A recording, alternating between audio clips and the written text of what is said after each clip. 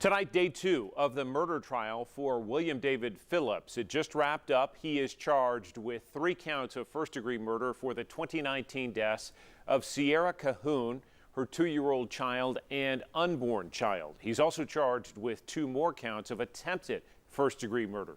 We check in once again with 10 News reporter Vinay Simlot. He spent the day in court and has the very latest now from Dandridge. Vinay? John, the question for the jury is, did William Phillips kill these 2 people because he was on drugs or because he had a mental illness? The prosecution rested this morning. We expect the trial to continue into tomorrow.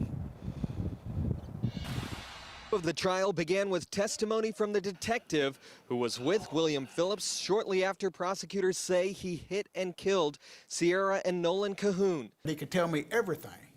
And he was able to do that from the time I first met him on the scene until I closed with him that afternoon. Prosecutors show body cam video of Phillips in the hospital after the crash. Here, they tell him what he did, and he reacts.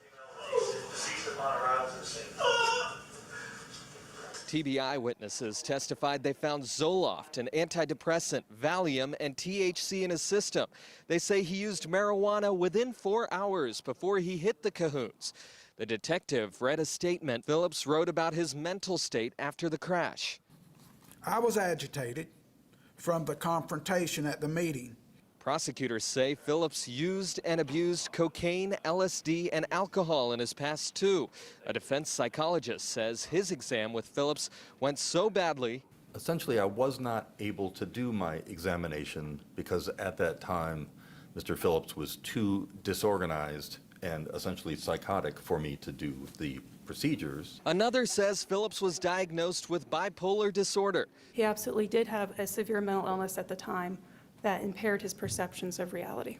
In emotional testimony, his uncle says the family had a history of mental illness. I first became aware of the mental illness that affected our family when I was 8 years old because I discovered my mother after an attempted suicide.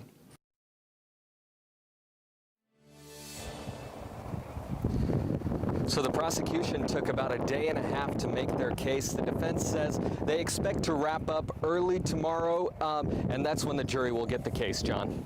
Vinay Simlot live with an update from Dandridge. Thank you, Vinay.